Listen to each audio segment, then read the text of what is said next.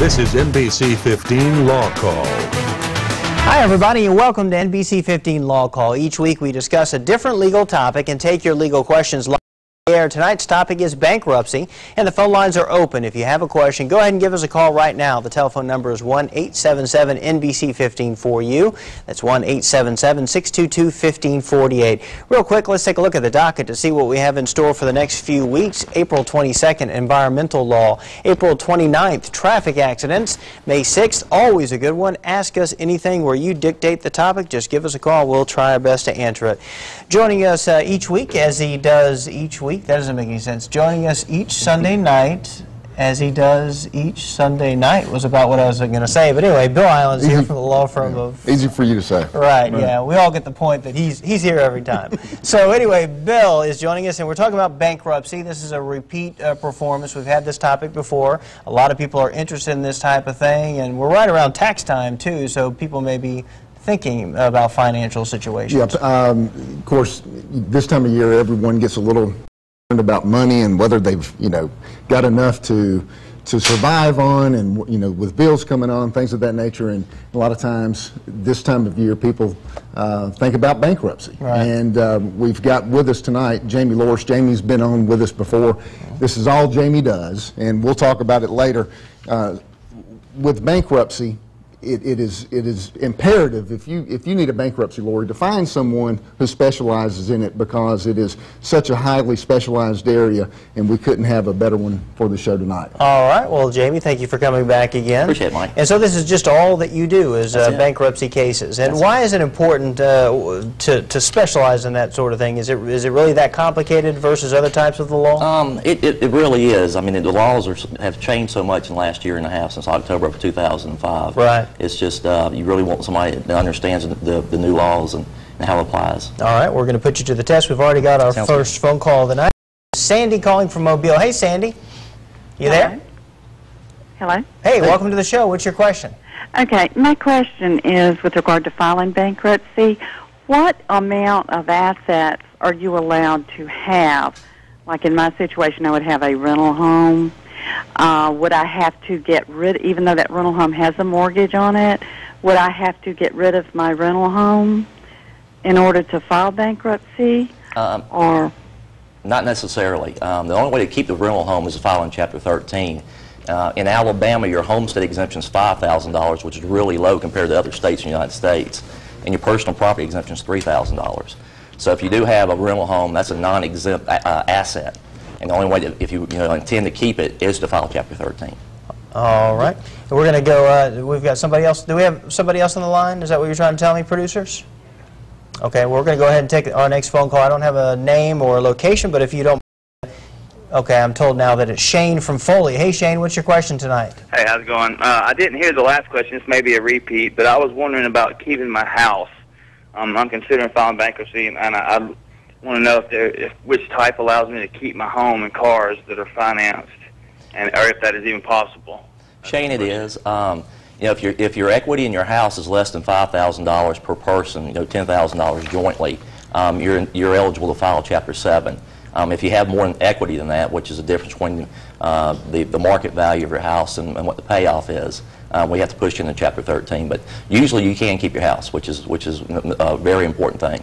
Okay, and you have something you want to add? I was going to ask Jamie, on the first caller you said, you mentioned about the exemption. Explain a little bit about that, because I think a lot of people get confused. Well, it's the part of the assets you get to keep, basically. You get to exempt that amount. Anything over and above that we have to protect, which is really important. In Mississippi, the exemption for the homestead is $75,000. So is $75,000. So more people can file Chapter 7 in Mississippi, as opposed here in Alabama. Most people file Chapter 13. Okay, Sandra from Stockton is on the line right now. Hey, Sandra, what's on your mind tonight?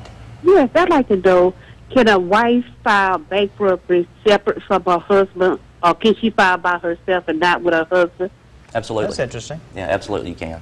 But you have to be careful when you file by yourself. If you have any joint debts, you have to be sure to protect those debts. Because if you file just in your name only, those joint debts are with your husband, they can still bother him. What about, I mean, if you have joint accounts and things like that, you know, your checking and everything is tied in together, you can still do this separately? Absolutely. Okay, all right, well, that's good to know.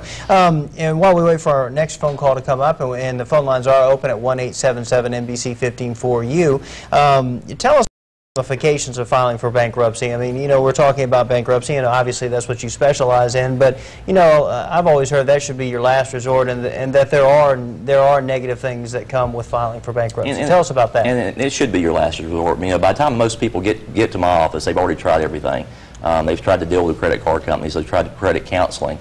So, you know, it should be a last resort. Okay. All right. And we're going to go ahead and take our break real quick. We'll be back where the topic tonight is bankruptcy. Stay with us here on Law Call.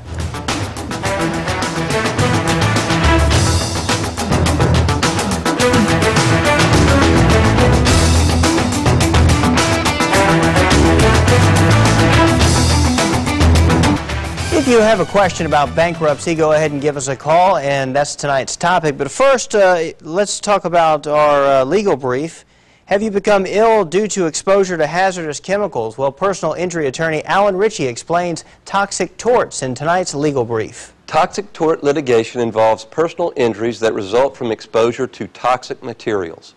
Toxic tort cases are usually filed as class action lawsuits because of the large number of people affected by the same material.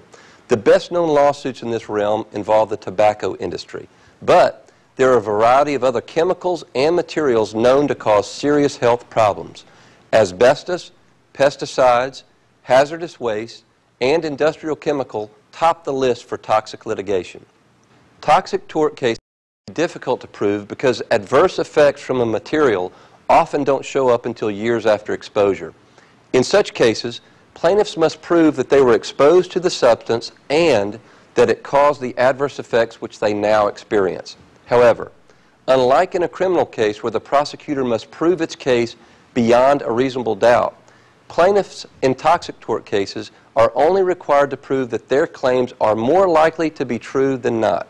That's your legal brief for tonight. I'm personal injury attorney Alan Ritchie. Back to you.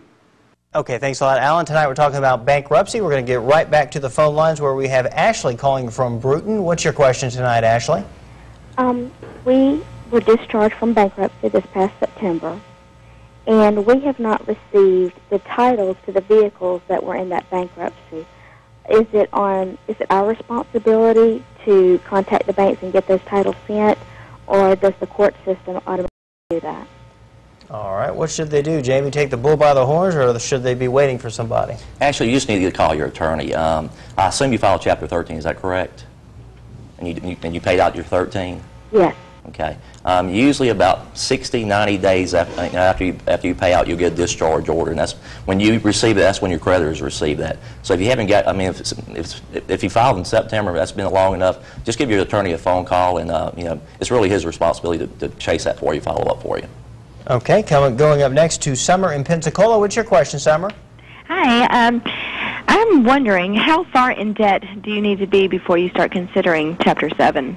Okay, yeah, that's a great question. How far in debt? You know, because I guess there comes a point where it's manageable, and then it becomes not manageable, and you might have to consider that. Well, one of the downfalls of the new bankruptcy rules, it's more expensive now to file Chapter 7. The filing fees are $299, and you know, attorney's fees can range anywhere from $1,000 to $1,000 depending on how complicated your case is. Generally, I want $15,000, $20,000, $25,000 in unsecured debt, medical bills, credit cards, something like that. To you know, put somebody in Chapter 7. If you have less than that, you know, I'd recommend credit counseling. All right. When you say unsecured debt, tell us what you mean by that. Credit cards, when there's no collateral attached to that debt. Secured debt is cars, mortgages, everything like that. Unsecured debts, credit cards, medical bills. $15,000 or so. I mean, that is a lot of money. Don't get me wrong, but you know, I guess when she asked that question, I was expecting that it would be a little bit higher than that. That's not a manageable amount of money, or that's not anything that where there might be another option to it really depends on the income. You know, if they're not floating it each month, and there's a garnishment or repossession or anything like that on the way, that's when you start looking at bankruptcy. So a lot of factors go into that. Okay. Next caller comes from Harold, and he is calling from Mobile tonight. What's your I filed Chapter 13 2 years ago, and there have been quite a few changes in my situation over the last couple of years.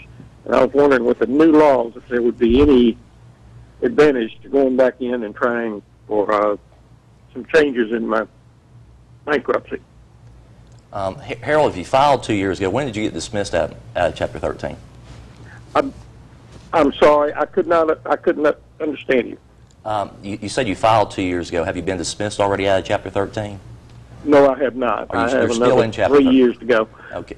Well, you want to stay in, if you're under the old laws, which is before October 17, 2005, you want to stay in those old laws. It's just, they're more advantageous to you. So, whatever you can do, make sure you keep making your payments, make sure you get that discharge. Because if you have to, kick into, get dismissed, we have to put you in under the new laws, it's much harder to file bankruptcy. All right. Bill, and personal injury, not bankruptcy, but do the two kind of tie in together? In other words, people who are injured and no longer able to work find themselves falling into bankruptcy? Yeah, unfortunately, we see that a lot, where people, if they have a catastrophic injury and they have no income coming in and they get behind on bills, a lot of times they're resorted to looking into filing for bankruptcy. However, let me warn anyone out there who has a personal injury claim, and Jamie can allude to this more, but if you file for a personal injury claim, or if you have a personal injury claim and you file for bankruptcy, that settlement money that you're going to get is not yours. You're in bankruptcy, and so there's a lot of hoops that you're going to have to jump through with the bankruptcy court in order to, that settlement has to be approved, your attorney has to be approved, and there are just a lot of things that you have to look for. So if you have a personal injury claim right now, considering bankruptcy, you may want to talk long and hard with your personal injury attorney before doing something like that. All right, let's go on to our next caller, who is Karen, calling from Mobile. Hey, Karen, what's your question tonight? Hey, Michael, and how you doing? And you look so handsome and good looking. Your mom. Is that my wife or my mother on the line Mom's there? in town. All right, well, Karen, thank you. I appreciate that. Yeah, we like to say we let anybody call in, even people with bad taste. So go ahead with your question, Karen. But no, Michael, I have a question for your two guests. Okay, go ahead. And the question is, what is the difference between the old bankruptcy law and the new bankruptcy law? Because a lot of people get confused between the old bankruptcy law and the new bankruptcy law, and how does it apply, and how does it work, and how much time do I have to file? So please answer this question, because I know the laws in Alabama are different from the laws in Florida and the laws in Mississippi. Thank you. All right. Well, thank you, Karen. Covered a lot of ground there. And, I think you're blushing a little bit. Yeah, I'll call you after the show, Karen. Anyway, so go ahead, and the old law, the new law, how it's changed. And, by the way, I think you're equally handsome. So go ahead. I appreciate it. Karen, under the new law, there's a couple of things. One of the requirements to file bankruptcy, you have to go through credit counseling. And then once you're in bankruptcy, before you can get your discharge, you have to go through debt counseling. We have to, one of the most important things is looking at your income.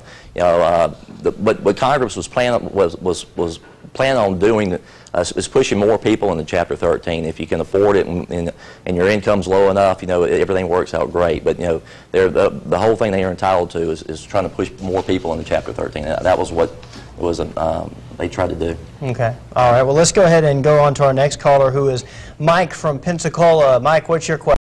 Don't you tell me that I'm good looking, Mike. Don't have to worry about that. Okay, good. Good deal. I did some work for a buddy of mine through his company. We built a shed together, and that was back in November. He's been going through some problems now, and we have not gotten paid from him yet. He has been paid.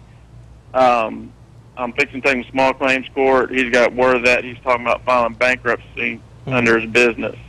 If he does that before I get to court, am I basically out of my money, or are there options I have?